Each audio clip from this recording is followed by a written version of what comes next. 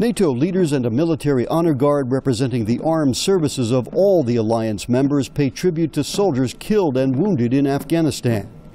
NATO Secretary General Anders Fogh Rasmussen says there will be no rush to the exits in Afghanistan. And we will make clear our commitment to a long-term partnership with the Afghan people beyond 2014, so that Afghanistan never again harbors terrorists that can attack us at home, and so that Afghans can look forward to a better future in a stable region.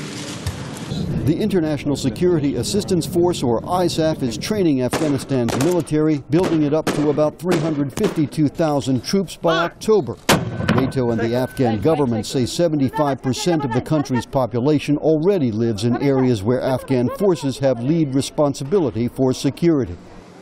President Obama brought NATO leaders to Chicago to reaffirm the plan to end ISAF combat operations by December 31st, 2014, and ensure a long-term strategy of financial support for Afghanistan's economy and political development.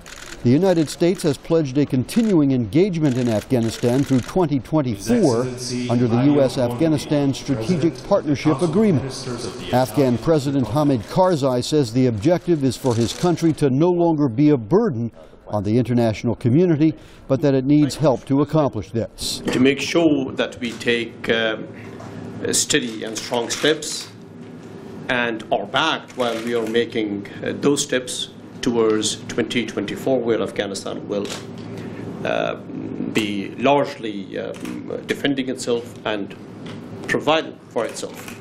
President Obama says challenges remain and that more lives will be lost, but that NATO is unified around that objective. There will be hard days ahead, but we're confident that we are on the right track, and what this NATO summit reflects is that the world is behind the strategy that we've laid out. NATO will reaffirm the overall goal of transitioning to an Afghan security lead and make decisions that will determine the size of Afghan security forces and funding levels.